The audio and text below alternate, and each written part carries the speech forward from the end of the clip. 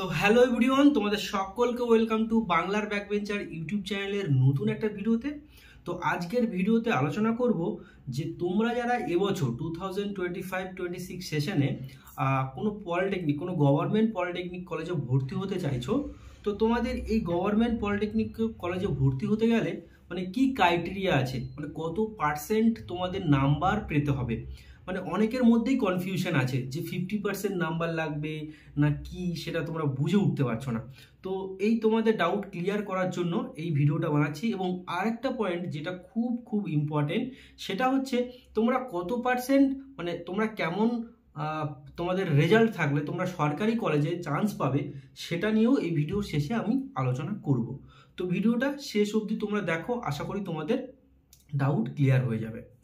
তো তোমরা অলরেডি একটা নোটিশ বোর্ড কিন্তু পেয়ে গেছো আই থিঙ্ক, মানে আমাদের যে ওয়েস্ট বেঙ্গল বোর্ড, যে টেকনিক্যাল বোর্ড, সেই টেকনিক্যাল বোর্ড থেকে কিন্তু অলরেডি পাবলিশ হয়ে গেছে।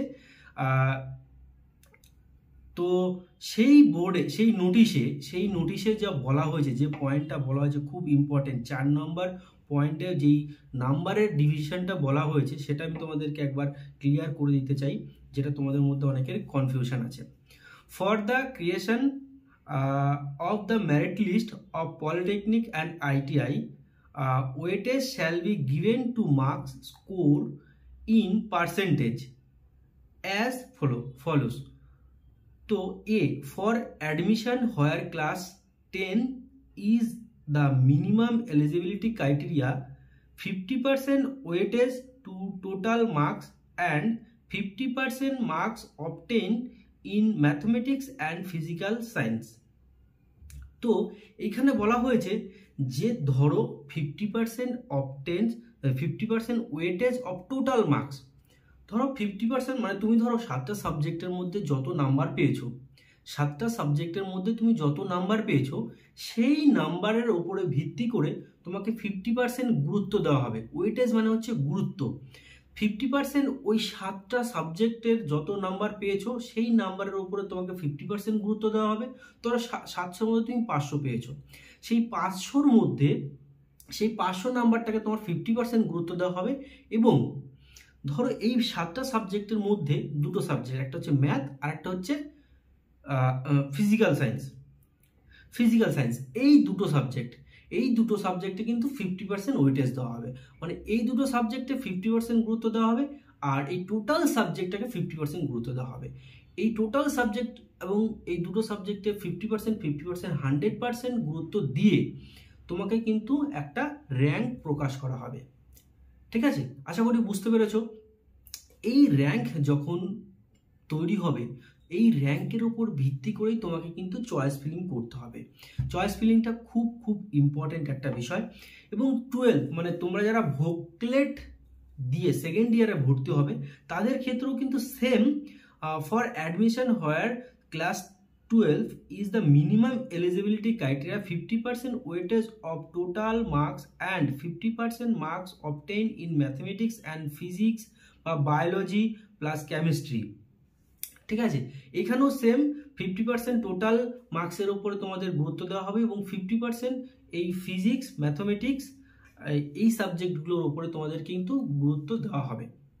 তো এবার তোমরা হয়তো অনেকে বুঝতে পারছিলে না যে দাদা 50% তো আমার নেই, অনেক সমস্যা আছে। এবার সমস্যাটা অনেকের হচ্ছে কোথায়, যে তারা টোটাল ভালো মার্কস পেয়েছে কিন্তু ম্যাথ এবং ফিজিক্সে খারাপ নাম্বার আছে।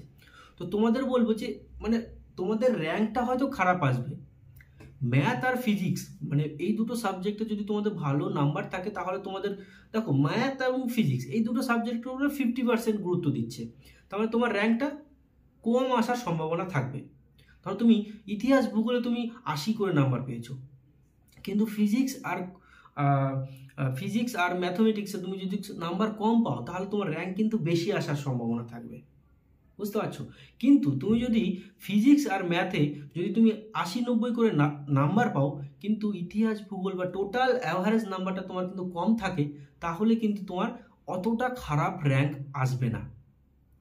মানে ম্যাথ এবং ফিজিক্স এই দুটো সাবজেক্ট কিন্তু খুব ইম্পর্টেন্ট হিসাবে দেখা যাচ্ছে এই বছরই কিন্তু এবার নতুন করলো এই সিস্টেমটা, বাট ভালো করেছে, মানে তাও অনেকটা ঠিকঠাক আছে।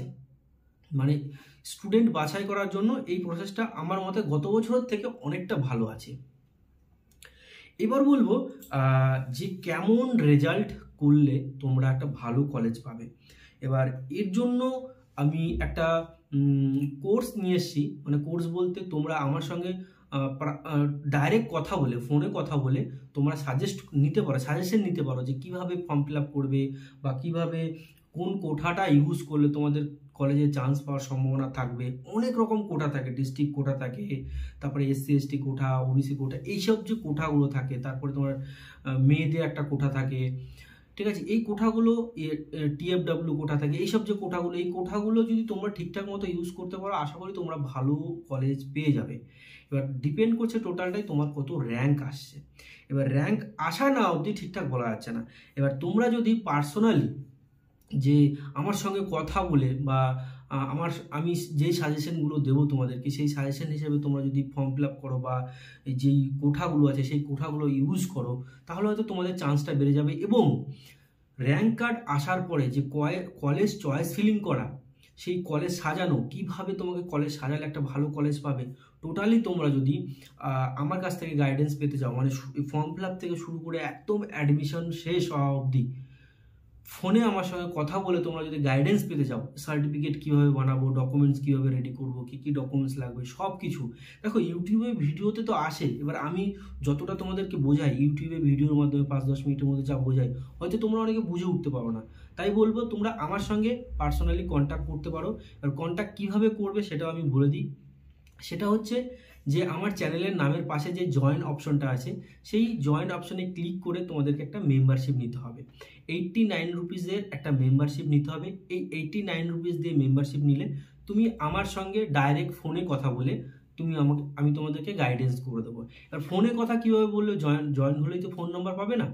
জয়েন হওয়ার পরে তোমাকে আমার ফেসবুক পেজে যেতে হবে, মানে ফেসবুকে আমার এই বাংলার ব্যাকবেঞ্চার সার্চ করলেই আমার পেজটা পেয়ে যাবে। আমি ডেসক্রিপশানে লিঙ্ক দিয়ে দিয়েছি পেজের, ওইখানে গিয়ে আমাকে মেসেঞ্জারে আমাকে হাই লিখে যে বলবে দাদা আমি মেম্বারশিপ নিয়েছি, তুমি ওইখানে আমাকে নাম্বার দেবে, ফোন নাম্বার দেবে, আমি তোমাকে ফোন করে ডাইরেক্ট তোমার যে কোনো ধরনের সমস্যা থাকলে আমি তোমার সমস্যা সলভ করার চেষ্টা করব। তো আশা করি তোমরা বুঝতে পেরেছো। আর যদি ভিডিওটা ভালো লাগে একটা লাইক করে দিও। ভিডিওটা এখানে শেষ করছি। ভালো থেকো, সুস্থ থেকো এবং নিজের ফ্যামিলিকে নিয়ে হ্যাপি থেকো। Thank you.